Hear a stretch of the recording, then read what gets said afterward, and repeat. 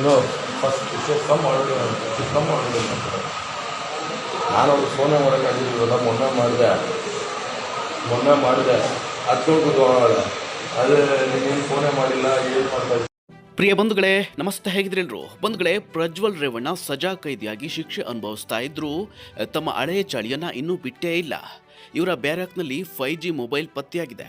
ಈ ಮೊಬೈಲ್ನಲ್ಲಿ 80ಕ್ಕೂ ಅಧಿಕ ಅಶ್ಲೀಲ ವಿಡಿಯೋಗಳು ಪತ್ತೆಯಾಗಿದ್ದು, ಈ ಮೊಬೈಲನ್ನು ಕೊಟ್ಟವರಾದರೂ ಯಾರು? ಪೊಲೀಸರಿಗೆ ದೊಡ್ಡ ತಲೆನೋವಾಗಿ ಪರಿಗಣಿಸಿದೆ. ಇವರಿಗೆ 5G ಮೊಬೈಲ್ ಪೆನ್ ಡ್ರೈವ್ ಎಲ್ಲಿಂದ ಬಂತು? ಏನು ನಡೀತಾ ಇದೆ ಪರಪ್ಪನ ಅಗ್ರಹಾರದಲ್ಲಿ? ಏನಿದರ ಒಳವರ್ಮ? ಎಲ್ಲವನ್ನ ನಾನು ನಿಮಗೆ ಸಂಕ್ಷಿಪ್ತವಾಗಿ ಹೇಳ್ತಾ ಹೋಗ್ತೇನೆ ಬಂಧುಗಳೇ. ಹೌದು, ಬೆಂಗಳೂರಿನ ಪರಪ್ಪನ ಅಗ್ರಹಾರ ಸೆಂಟ್ರಲ್ ಜೈಲಿನಲ್ಲಿ ದಿನಾಲೂ ಸುದ್ದಿಯಲ್ಲಿರುತ್ತೆ. ಕಾರಣ VIP ಕೈದಿಗಳ ಸಂಖ್ಯೆ ಜಾಸ್ತಿ ಆಗಿರೋದು.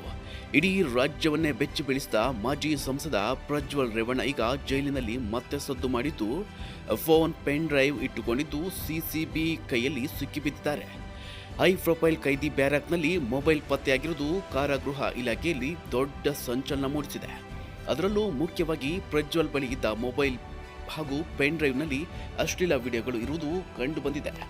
ಈ ಸಂಬಂಧ CCB ಪೊಲೀಸರು ದಿಢೀರ್ ದಾಳಿ ಮಾಡಿದ್ದು, ಅತ್ಯಾಚಾರ ಪ್ರಕರಣದಲ್ಲಿ ಜೀವಾವಧಿ ಶಿಕ್ಷೆ ಅನುಭವಿಸುತ್ತಿರುವ ಮಾಜಿ ಸಂಸದ ಪ್ರಜ್ವಲ್ ರೇವಣ್ಣ ಬಳಿ ಮೊಬೈಲ್ ಹಾಗೂ ಪೆನ್ ಡ್ರೈವ್ ಪತ್ತೆಯಾಗಿದೆ. ಇದು ಕಾರಾಗೃಹ ಇಲಾಖೆಯಲ್ಲಿ ದೊಡ್ಡ ಸಂಚಲನ ಮೂಡಿಸಿದ್ದು, ಮೊಬೈಲ್ ಹಾಗೂ ಪೆನ್ ಡ್ರೈವ್ನಲ್ಲಿ ಏನೇನಿದೆ ಎಂಬುದು ಪರಿಶೀಲನೆ ನಡೆಸಿದಾಗ ಪೊಲೀಸ್ ಅಧಿಕಾರಿಗಳು ಶಾಕ್ ಆಗಿದ್ದಾರೆ. ಹೌದು, ಪ್ರಜ್ವಲ್ ಬಳಿ ಇದ್ದ ಮೊಬೈಲ್ ಹಾಗೂ ಪೆನ್ ಡ್ರೈವ್ನಲ್ಲಿ ಅಶ್ಲೀಲ ವಿಡಿಯೋಗಳು ಇರುವುದು ದೃಢವಾಗಿದೆ.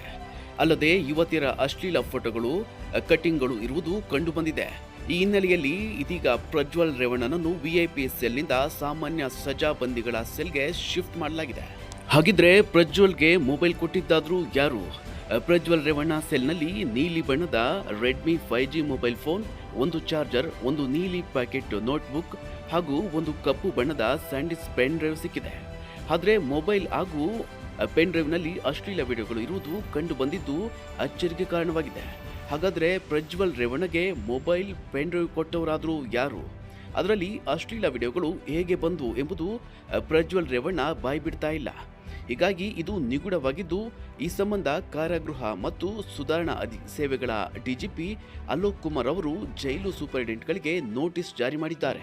ಪ್ರಜ್ವಲ್ಗೆ ಸಾಮಾನ್ಯ ಶೆಲ್ಗೆ ಶಿಫ್ಟ್, ಕೆಲಸ ಮಾಡಲೇಬೇಕು ಅನ್ನುವಂತಹ ತಾಕಿತ್ತು. ಇನ್ನು ಮೊಬೈಲ್ ಸಿಕ್ಕ ಪ್ರಕರಣ ತೀವ್ರ ಸ್ವರೂಪ ಪಡೆದುಕೊಳ್ಳುತ್ತಿದ್ದಂತೆ ಪ್ರಜ್ವಲ್ನನ್ನ VIPಯಿಂದ ಸಾಮಾನ್ಯ ಸಜಾ ಕೈದಿಗಳ ಸೆಲ್ಗೆ ಶಿಫ್ಟ್ ಮಾಡಲಾಗಿದೆ. VIP ಸೆಲ್ನಿಂದ ಪ್ರಜ್ವಲ್ ರೇವಣ್ಣ ಹಾಗೂ ಮತ್ತೋರ್ವ ವಿಚಾರಣಾ ಕೈದಿ ಪ್ರತಾಪ್ ರಾಯ್ ಇದ್ರು. ಫೋಕ್ಸೋ ಕೇಸ್ನಲ್ಲಿ ಬಂಧಿತ ಪ್ರತಾಪ್ ರಾಯ್ ಪ್ರಜ್ವಲ್ ರೇವಣ್ಣಗೆ ಅಸಿಸ್ಟೆಂಟ್ ರೀತಿಯಲ್ಲಿ ಇದ್ರು ಎಂದು ತಿಳಿದು ಬಂದಿದೆ. ಇದೀಗ ಪ್ರಜ್ವಲ್ 20 ಕೈದಿಗಳ ಜೊತೆ ಒಂದೇ ಟಾಯ್ಲೆಟ್ ಇರೋ ಸೆಲ್ ಗತಿಯಾಗಿದೆ. ಇನ್ನು 20 ಕೈದಿಗಳಿಗೆ ಇರುವುದು ಒಂದೇ ಟಾಯ್ಲೆಟ್. ಹೀಗಾಗಿ ಪ್ರಜ್ವಲ್ 20 ಕೈದಿಗಳ ಜೊತೆ ಒಂದೇ ಟಾಯ್ಲೆಟ್ ಬಳಸಬೇಕಿದೆ. ಅಲ್ಲದೆ ಯೂನಿಫಾರ್ಮ್ ಹಾಕಿ ಲೈಬ್ರರಿ ಕೆಲಸ ಮಾಡಲು ಸೂಚನೆ ನೀಡಲಾಗಿದೆ. ಕಠಿಣ ಶಿಕ್ಷೆ ಹಿನ್ನೆಲೆ ಜೈಲಿನ ಕಡ್ಡಾಯ ಸಮವಸ್ತ್ರ ಧರಿಸಿ ಲೈಬ್ರರಿ ಕೆಲಸ ಮಾಡಲು ತಾಕೀತು ಮಾಡಲಾಗಿದೆ. ಈ ಬಗ್ಗೆ ತನಿಖೆಗೆ ಸೂಚನೆ ನೀಡಲಾಗಿದೆ. ಕರ್ತವ್ಯ ಲೋಪ ಎಸಗಿದ ಹಿನ್ನೆಲೆ ಜೈಲಿನ ಅಸಿಸ್ಟೆಂಟ್ ಸೂಪರಿಂಟೆಂಡೆಂಟ್ ಈರಣ್ಣ ರಂಗಪುರ್ ಅವರನ್ನ ಅಮಾನತುಗೊಳಿಸಲಾಗಿದೆ. ಅಷ್ಟೇ ಅಲ್ಲದೆ ಜೈಲು SP ಅನುಕುಮಾರ್ಗೂ ಜೈಲು DGP ಅಲೋಕ್ ಕುಮಾರ್ಗೂ ನೋಟಿಸ್ ಜಾರಿ ಮಾಡಿದ್ದು, ಕರ್ತವ್ಯ ಲೋಪಕ್ಕೆ ಕಾರಣ ನೀಡುವಂತೆ ಸೂಚಿಸಿದ್ದಾರೆ. ಕಳೆದ 6ರಿಂದ ಜೈಲಾಧಿಕಾರಿಗಳು ನಡೆಸಿದ ತಪಾಸಣೆಯಲ್ಲಿ ಸಿಗದ ಮೊಬೈಲ್ ಈಗ ಹೇಗೆ ಬಂತು? ಪ್ರಜ್ವಲ್ಗೆ ಮೊಬೈಲ್ ಕೊಟ್ಟವರಾದರೂ ಯಾರು ಎಂಬುದನ್ನು ತಕ್ಷಣ ತನಿಖೆ ನಡೆಸಿ ಮಾಹಿತಿಯನ್ನು ನೀಡಬೇಕು ಎಂದು ಸೂಚಿಸಲಾಗಿದೆ.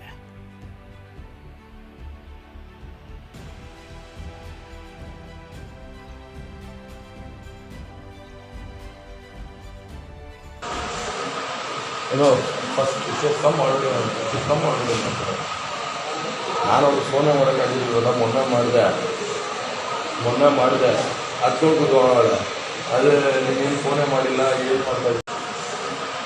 ಏನೋ ಫಸ್ಟ್ ಕಮ್ ಆಲ್ರೆಡಿ ನಾನು ಅವ್ರಿಗೆ ಫೋನೇ ಮಾಡೋಕ್ಕಾಗಿದ್ದೀವಲ್ಲ ಮೊನ್ನೆ ಮಾಡಿದೆ ಹತ್ತು ಕೂತ್ಕೊಳ್ಳೋಣ ಅದೇ ನೀನೇನು ಫೋನೇ ಮಾಡಿಲ್ಲ ಏನು ಮಾಡ್ತಾ ಇದ್ದೆ.